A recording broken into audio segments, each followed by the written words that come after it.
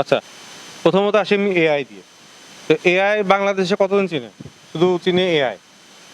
তাহলে এআই দিয়ে যদি তাহলে অনেক কিছু হয়ে যেত, তাহলে পলিটিক্যাল যত সব লিডার আছে বা যারা বিরোধী দল, যা যারা গভর্নমেন্ট গভর্নমেন্ট সিস্টেম, এদের এগেনস্টে তো অনেক ষড়যন্ত্র দিতে পারতো এআই দিয়ে, তাই না? প্রথমে আমি পয়েন্ট আসছি। তাহলে যেমন এই যে আমাদের এই যে এক্স গভর্নমেন্ট পতন হইলো, তাহলে তো এআই দিয়ে অনেক মন্ত্রী মিনিস্টারকে ফাঁসা দেওয়া যায়, আছে না? পাওয়া যায়। আচ্ছা, তা এখন বললেই তো হবে না এআই।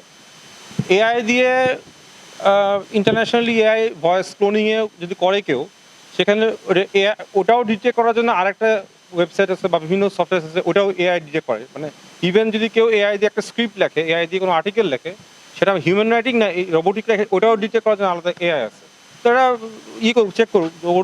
ওদের যদি দাবি করে এআই, তো ওটা চেক করুক। আপনারা আছেন, চেক করেন, নো প্রবলেম। আর সবচেয়ে বড় কথা হচ্ছে, আমি মেইন কথায় আসি। সত্যতা, গভীরতাটা কি আমি বলি। ডিএ তাইব ভাইয়ের প্রোডাকশন, ডিএ ভাই অনেক আগে পরিচিত, বাট যোগাযোগ নেই। সবার সাথে তো পরিচয় থাকেই, অনেকদিন যোগাযোগ নেই।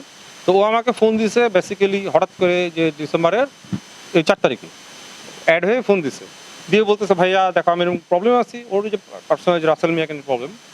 তো আমার সাথে ওর অনেক আগে যেহেতু পরিচয়, আমি তো বলছি অনলাইন ভিডিও তো বলছি।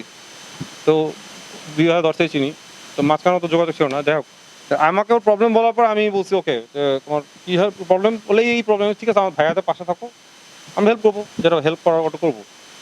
তবে একটু পরে সে নিজেই বলতেছে তোমাকে না অনেক পছন্দ করি আমি, এই সেই প্রপোজাল শুরু করে দিল। এই প্রপোজালটা শুরু করলো। আচ্ছা, প্রপোজাল যদি শুরু করে আমি শুনতেছি, কারণ একটা মানুষকে তো হুট করে অপমান করা যায় না। মানুষ প্রপোজাল প্রপোজ দিতেই পারে, এটা দিতেই পারে, অপমান করা যায় না। তা আমি এরপর হঠাৎ করে দেখি এমনি বলতেছে।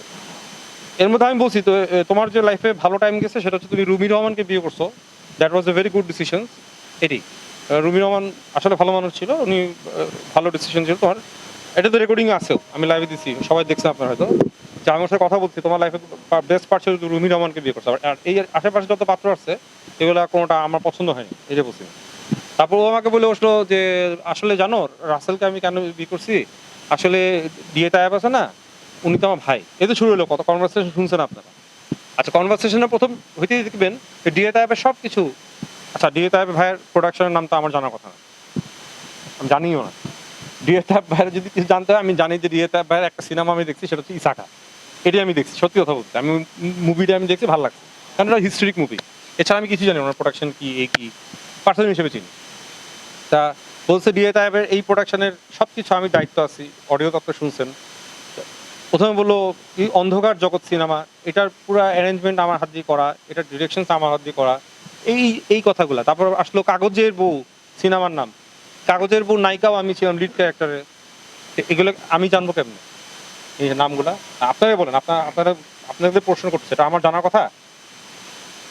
আপনারা বলেন, কি জানার কথা? ভাই, ইজ ইট পসিবল?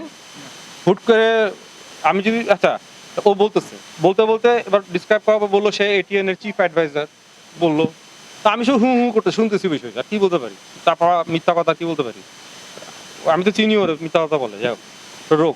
এখন কাহিনী হচ্ছে, এরপর বললো ডিএ তাইব ভাইয়ের সাথে কি ফ্যামিলিগত কি সম্পর্কটা, এটা বুঝাইলো যে ওনার মেয়ে কি টুনটুনি, এটাও তো আমার জানার কথা না, মেয়ের নাম কি, রিলেশনটা কি এটা। তারপর ডিএ তাইবকে নিয়ে বাজে, ভাইয়াকে নিয়ে বাজে কথা শুরু করলো।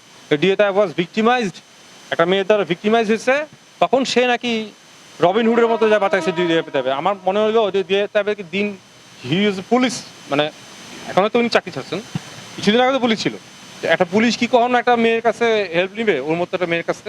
আবার বলতেছে ডিএ তাইবের কাছ থেকে আমি ট্রেন যাচ্ছে, ডিএ তাইবের কাছ থেকে আমি ওনার আর্মসটা, যেটা নাকি পিস্তল, সরকারি পিস্তল, ডিএ তাইবের কাছ থেকে আমি পিস্তলটাও নিছি, নিয়ে ওই মেয়েটাকে বাসা থেকে তুলে নিয়ে ইচ্ছা মতো পিটাইছি। শুনছেন তো, সবই তো শুনছেন। এগুলো কি আমার আমার লাভ আছে ওরে নিয়ে বানায় কথা বলা? কি লাভ? আমি তো যদি ওকে নিয়ে ডিএ তাইবকে নিয়ে, আমার কি কোনো টাকা পাবো আমি এটা করে এক্সপোজ করে টাকা পাবো? টাকা পাবো না। আমি কি কোনো ব্ল্যাকমেল করছি? নো। একটা দেখাক দেখায় যে আমার ভয়, যে আমি ওর কাছে ব্ল্যাকমেল করছি বা কোনো ওকে ভয় দেখাইছি, হ্যাঁ, ওর কথাগুলো শুনছি আমি। বাট ও যখন আমার প্রপোজ করা শুরু করছে, আমি জানি she is a criminal from the beginning, অনেক আগে থেকে জানি ও ক্রিমিনাল। এটা আমাদের আমি আমি মিডিয়াতে অনেক বছর ধরে আছি, এক যুগেরও বেশি। আমরা জানি কে কখন ফোন দিবে, কে প্রপোজাল শুরু করতেছে, আমি একটু পরে জানি ও কি শুরু করতে পারে। তো যখন তখনই বুঝছি ও নেগেটিভ কথা শুরু করবে, হয়তো আমি চিনি আগের থেকে।